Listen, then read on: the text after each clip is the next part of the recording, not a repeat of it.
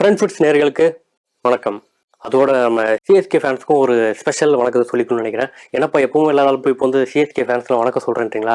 ஏன்னா அவங்க தான் இவ்வளோ தூரம் ப்ரே பண்ணி அவங்க கான்ஃபிடென்ட்னால தான் இப்போ சிஎஸ்கே உள்ளே போயிருக்குன்னு தான் சொன்னோம். அது எப்படி கொஞ்சம் கூட மனசாச்சும் உள்ளே போயிருச்சு நீ மட்டும் சொல்கிற? இன்னும் லீக் மேட்ச் எதுவுமே முடியவே இல்லை. அதுவும் ஆர்சிபிக்கு நமக்கு மேட்ச் இருக்குது. ஸோ அந்த முக்கியமான மேட்ச்சில் நம்ம ஜெயிப்போமா மாட்டோமான்னு தெரியல. ஃபர்ஸ்ட் மேட்ச் நடக்குமா நடக்காதுன்னு தெரியல. இதுக்கு நடுவில் நீ எப்படி சிஎஸ்கே உள்ளே போயிடுச்சு சொல்லலாம் அப்படின்னு நிறைய பேர் கேட்பீங்க. ஆக்சுவலாக லாஸ்ட் வீடியோவில் நான் சொல்லியிருந்தேன் சிஎஸ்கே வந்து செகண்ட் பொசிஷனுக்கு வராங்க வாய்ப்புகள் அதிகமாக இருக்குது அப்படின்னு. ஸோ அதற்கு ஏற்ற மாதிரி தான் நம்ம ஐபிஎல் மேட்சஸோட முடிவுகளும் அமைஞ்சிக்கிட்டு இருக்குன்னு தான் கண்டிப்பாக சொல்லணும். நேற்று நடந்த மேட்ச்சில் கூட பார்த்துருப்பீங்க, ஆர்ஆர் வந்து படுதோல்வி அடைஞ்சிட்டாங்க. ஆர்ஆருக்கு என்ன தான் ஆச்சுன்ற மாதிரி தான் இப்போ எல்லாரும் கேட்டுக்கிட்டு இருக்காங்க. லாஸ்ட் இயர்லாம் நம்ம ஆர்ஜே பாலாஜி அவர் பேசுனது ஞாபகம் இருக்கும்.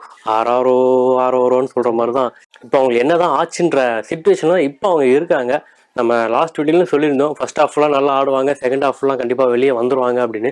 ஆனால் வெளியே வர வாய்ப்பு இல்லை. ஆனால் டேபிளில் ஃபர்ஸ்ட் அண்ட் செகண்ட் பொசிஷன் வந்து எவ்வளோ முக்கியமான விஷயம் நம்ம எல்லாருக்குமே தெரியும். ஸோ ஆர்ஆரும் அதற்காக தான் கண்டிப்பாக போராடுவாங்க. ஆனால் லாஸ்ட் மேட்ச் வந்து பார்த்தீங்கன்னா அவங்களுக்கு கொல்கட்டா கூட. ஸோ கொல்கட்டா கூட அவங்க வந்து இப்போ இருக்கிற ஃபார்மில் வந்து ஜெயிப்பாங்களான்றது கொஞ்சம் சந்தேகம் தான். அதை நம்ம வெயிட் பண்ணி தான் பார்க்கணும். ஆக்சுவலாக அதுதான் கடைசி லீகும் கூட. அதுக்கு முன்னாடி நமக்கு சிக்கலாக இருக்கக்கூடிய இன்னொரு விஷயம் யாருன்னு பார்த்தீங்கன்னா நம்ம சன்ரைசர் ஹைதராபாத். ஸோ அவங்க வந்து அடுத்த 2 மேட்சுமே தோக்கணும் தான் எல்லாரும் சொல்லிட்டு இருக்காங்க. அதற்கான வாய்ப்புகளும் அதிகம் தான் கண்டிப்பாக சொல்லணும். இன்னைக்கு குஜராத் டைட்டன்ஸ் கூட மேட்ச்சு, போன மேட்ச் விட்டதை எல்லாம் சேர்த்து வச்சு இந்த மேட்ச்சில் கண்டிப்பாக காட்டுவாங்க குஜராத் டைட்டன்ஸு. ஸோ அதுக்கு அடுத்து பார்த்தீங்கன்னா பஞ்சாப் கூட. ஸோ அந்த மேட்ச் எப்போ நடக்க போகுதுன்னா 19ஆம் தேதி நடக்க போகுது. அந்த மேட்ச்சில் என்ன ஒரு சின்ன சிக்கல் பார்த்தீங்கன்னா பஞ்சாப்க்கு பேஸ்ட்ரோ அண்ட் சாம் கரன் இருப்பாங்களான்னு டவுட்டு. ஸோ லாஸ்ட் வீடியோலாம் சொல்லியிருந்தேன், பேஸ்ட்ரோ வந்து இருக்கிற சந்தேகமும் அவரும் இருக்க மாட்டார்னு சொல்லியிருந்தேன். ஆனால் அவரும் சாம் கரன் வந்து விளையாண்டுக்கிட்டு இருக்காங்க.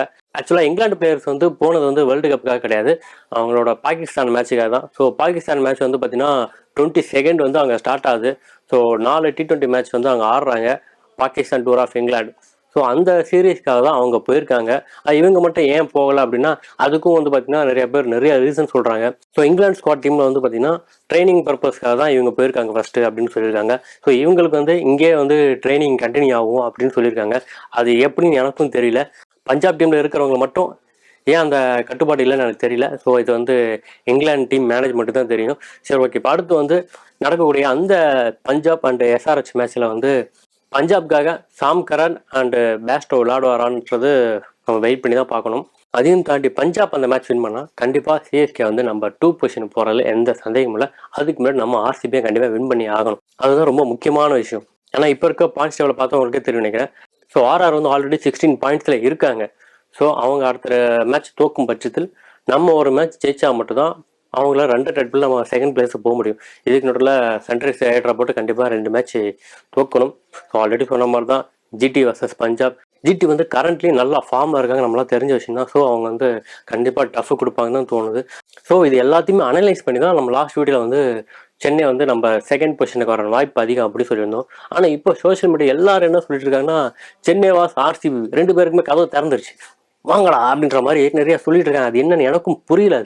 அது வந்து எப்படி சாத்தியம் எனக்கு தெரியல. இப்போ எஸ்ஆர்ஹெச் 2 மேட்ச் தோத்து ஆர்ஆரும் ஒரு மேட்ச் தோத்தாங்கன்னா கண்டிப்பாக பாயிண்ட்ஸ் டேபிளில் வந்து ஆர்ஆர் வந்து 16ல் இருப்பாங்க, நம்ம வந்து 14ல் இருப்போம். இப்போ நடக்கிற மேட்ச்சில் ஆர்சிபி வந்து நம்ம சிஎஸ்கே வின் பண்ணால் மட்டும்தான், அதுவும் நம்மளோட ரன் ரேட் வந்து குறைஞ்சிடக்கூடாது. நம்ம சிஎஸ்கேவோட ரன் ரேட் குறையாம நம்ம தோக்கணும், அதே மாதிரி அவங்க ஜெயிக்கணும். ஆல்ரெடி சொன்ன மாதிரி தான். அப்படின்னா மட்டும்தான் நம்ம 2 பேரும் உள்ள போறதுக்கான வாய்ப்புகள் அதிகமாக இருக்கு. ஸோ சென்னை வந்து தோத்து இவங்க உள்ள போகணுமா அப்படின்னா அதுலயும் ஒரு சின்ன சிக்கல் இருக்கு. அது ஏன் சொல்றேன் அப்படின்னு பார்த்தீங்கன்னா, நம்ம ஆர்சிபி கூட 18ஆம் தேதி நம்ம தோத்த பிறகு அடுத்த நாள் தான் வந்து எஸ்ஆர்ஹெச் மேட்சே வருது.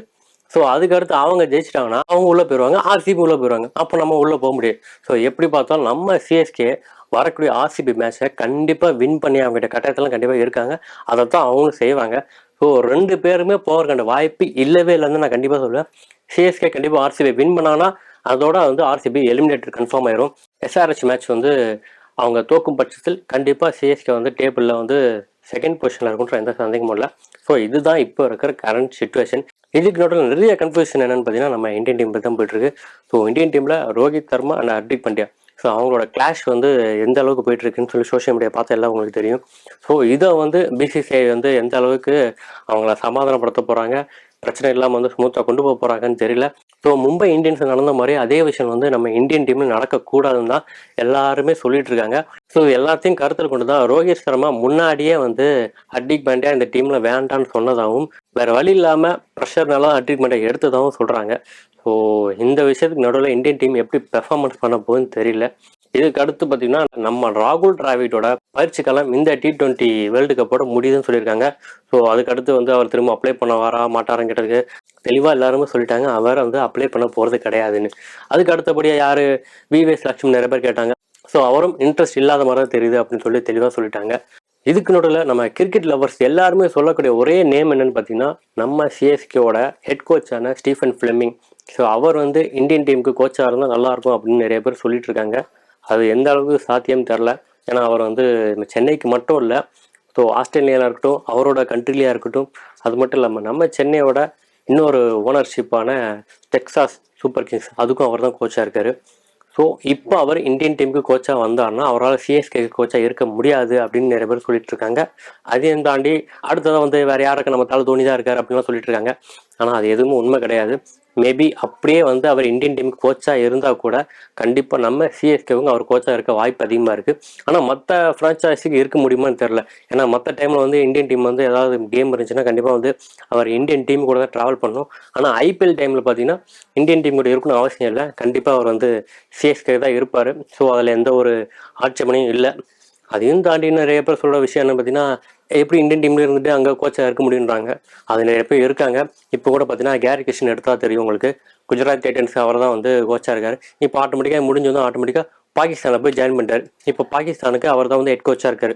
அது நம்மள எத்தனை பேருக்கு தெரியும்னு தெரில, ஆனால் அதான் உண்மை. இது எல்லாத்தையும் தாண்டி இன்னைக்கு நடக்கக்கூடிய மேட்ச் வந்து உண்மையிலே ரொம்ப சுவாரஸ்யமாக இருக்க போது. Sunrise Hyderabad and Gujarat. So அதை வெயிட் பண்ணி தான் பார்க்கணும். அதற்கு அடுத்தபடியாக நம்மளோட மேட்ச் நடக்குமா நடக்காதா? எனக்கு தெரிஞ்சு நடக்காமல் தரப்பட்டால் கூட சென்னை வந்து உள்ளே போகிறதுக்கான வாய்ப்பு அதிகமாக இருக்குது. ஸோ 2 பாயிண்ட்ஸ் வந்து ஆளுக்கு ஒரு பாயிண்ட்ஸ் கொடுத்தா கூட சிஎஸ்கே உள்ளே போகிற வாய்ப்பு அதிகமாக இருக்குது. ஆனால் தோக்கும் பட்சத்தில் வந்து நம்ம உள்ளே போகிறது கொஞ்சம் சந்தேகம் தான். ஸோ சிஎஸ்கேவை பொறுத்த வரைக்கும் ஆர்சிபி மேட்சை கன்ஃபார்மாக வின் பண்ணிட்டு போகணும்னு தான் நினைப்பாங்க, அதில் எந்த சந்தேகமும் இல்லை. ஸோ ஆர்சிபி அண்ட் சிஎஸ்கே 2 பேர் உள்ளே போக முடியும்னா கண்டிப்பாக போக முடியாது தான் நான் சொல்லுவேன். ஸோ இது மாதிரி இன்னும் நிறைய தகவல்களோட அடுத்த வீடியோவில் உங்களை வந்து சந்திக்கிறேன். அதுவரை உங்களிருந்து விடுபெறுவது சண்முகம்.